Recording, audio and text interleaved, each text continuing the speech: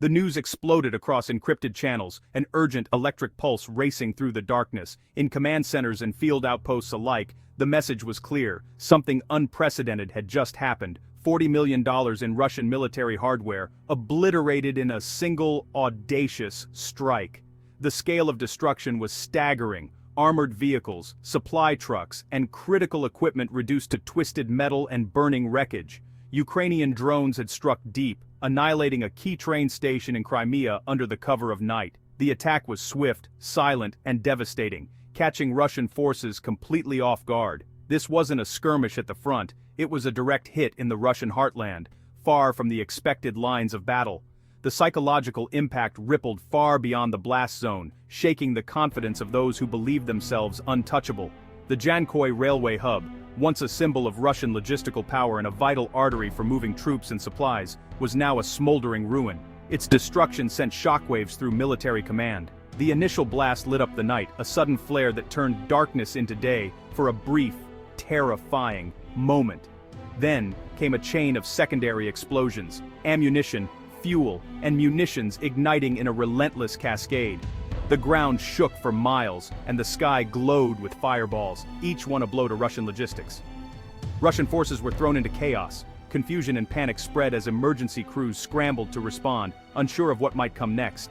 Meanwhile, Ukrainian operators watched their plan unfold from afar, eyes fixed on glowing screens as live drone feeds confirmed the scale of their success.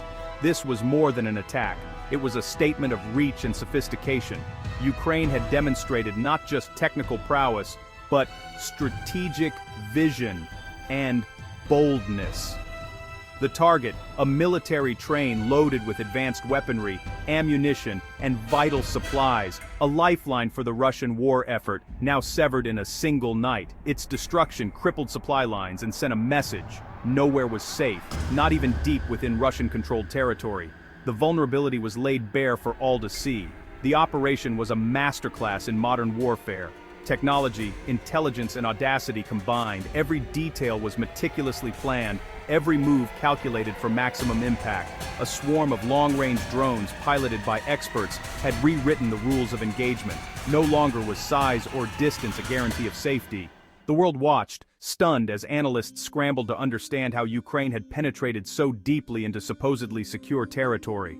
The implications were immediate and profound. The attack exposed glaring vulnerabilities in Russia's defenses, gaps in air defense, lapses in security, and a dangerous underestimation of Ukrainian capabilities. It showcased Ukraine's evolving drone doctrine, a blend of innovation, adaptability, and relentless determination to outthink and outmaneuver a larger foe. This was David striking Goliath with devastating precision, a small, agile force using brains and technology to topple the seemingly invincible. The story of these drones is the story of modern war, where the small and smart can topple the mighty, and where a single spark in the darkness can change the course of history. The mission, codenamed Iron Serpent, was a silent strike deep behind enemy lines, a daring operation that demanded absolute secrecy and precision. Every move was calculated, every second critical, as the team prepared to execute one of the most audacious attacks of the conflict so far. Ukrainian intelligence had identified a heavily guarded military train loaded with T-90M tanks, advanced electronic warfare suites, and a cache of Kaliber cruise missiles, some of the most lethal hardware in Russia's arsenal. The cargo's value was staggering: $40 million in cutting-edge military technology, a rolling fortress on rails. Destroying it would not only cripple Russian logistics, but also delay vital reinforcements and supplies for weeks, if not months, shifting the balance on the front lines. In a fortified secure bunker, Ukraine's main Directorate of Intelligence, known as HUR, met in secrecy, meticulously planning every detail of the operation. Nothing was left to chance.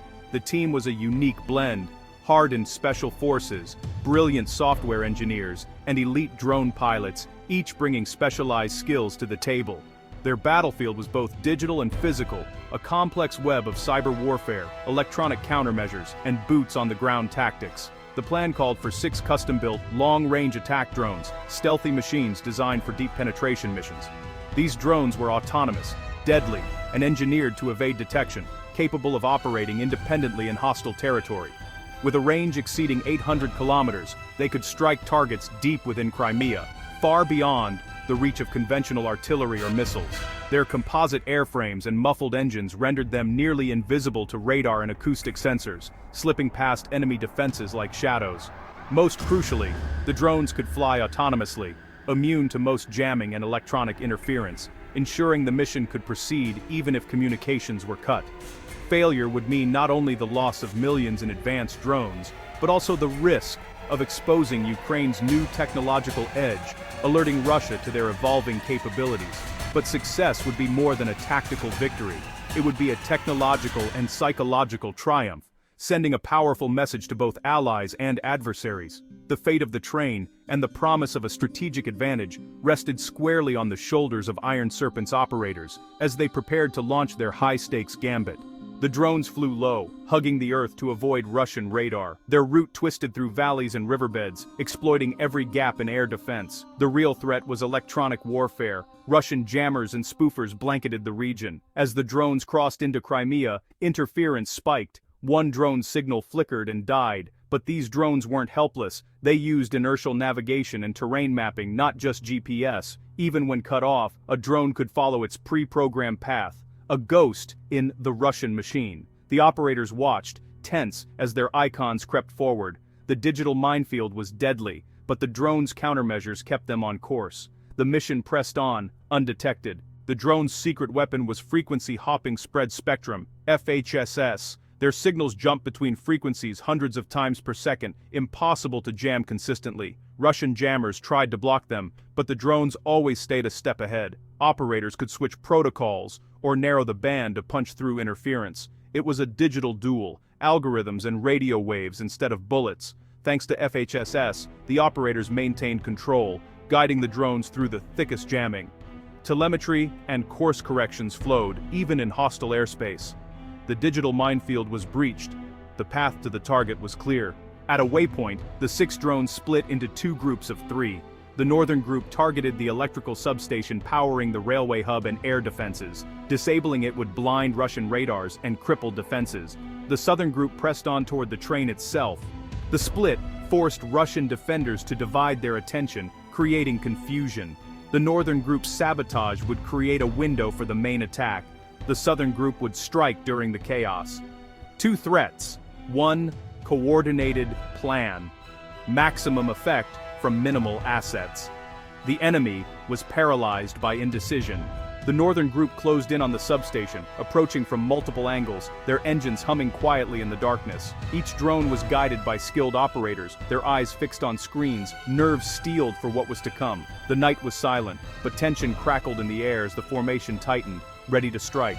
The first drone hit a transformer, unleashing a violent explosion and a shower of sparks that lit up the night sky. The blast sent a shockwave through the facility, instantly disabling a critical part of the power grid. The defenders barely had time to react before the next wave hit. The second drone struck the circuit breakers, detonating with force and sending arcs of electricity dancing across the substation. The system was thrown into chaos, alarms blaring as the infrastructure failed piece by piece. The third drone targeted the control building, its payload erupting in a fireball that obliterated the nerve center of the substation. In moments, the entire facility was plunged into darkness and confusion. In under 30 seconds, the substation was crippled, left smoking and ruined. The attack was swift, precise, and devastating, leaving no time for a coordinated defense. Lights died across the region. Entire neighborhoods and military installations were plunged into blackness. Radars and communications went dark, severing the defenders' ability to coordinate or call for help. Russian air defense crews were blinded and deafened, their screens flickering out, radios silent. Confusion spread as they scrambled to understand what had happened, powerless to respond. Backup generators would take minutes to restore power, minutes the defenders didn't have. In those precious moments, the attackers gained a critical advantage, knowing every second counted. The northern group's sacrifice opened the door for the main attack, clearing a path through the enemy's defenses. Their actions would be remembered as the turning point of the operation. Their mission was a calculated suicide run, but it was critical. Each operator knew the risks, yet pressed forward with determination, understanding the importance of their role in the larger plan. Fires raged as the operators confirmed the target was neutralized. The substation was lost, but the mission was a success, and the team's sacrifice would not be in vain.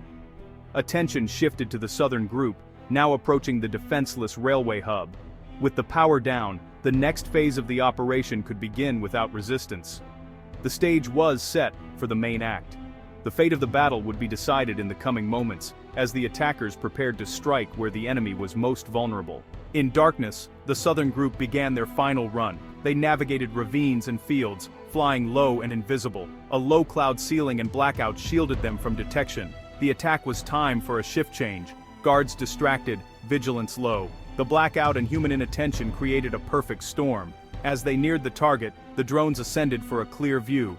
Operators identified the train tanks, missiles, and fuel, all in place. Each drone was assigned a section: locomotive, missile cars, tank flatbeds. The plan triggered a catastrophic chain reaction. The silent approach was over. Fury was about to be unleashed.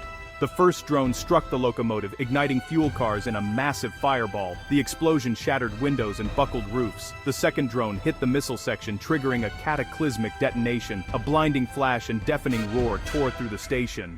Train cars were tossed aside. A mushroom cloud rose over the wreckage. The third drone hit the tanks, its warhead piercing armor and igniting ammunition. Explosions cascaded down the train, turning it into a raging inferno. The entire strike took less than a minute. Chaos lasted for hours. Ammunition cooked off, preventing firefighting. In just 15 minutes, 6 drones had outsmarted Russian defenses and obliterated a $40 million target. In the command bunker, operators watched the burning train. Mission accomplished. The world had witnessed a new kind of warfare. At dawn, Jankoy Station was a landscape of ruin, twisted metal, craters, and smoke. The financial loss was immense, but the strategic blow was even greater. Russia's official statements tried to downplay the disaster, but satellite images told the truth.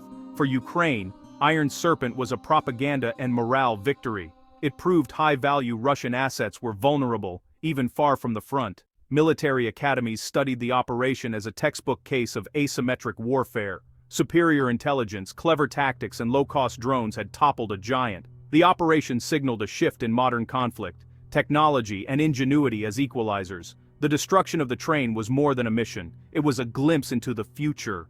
In 21st century warfare, David can still strike Goliath and win.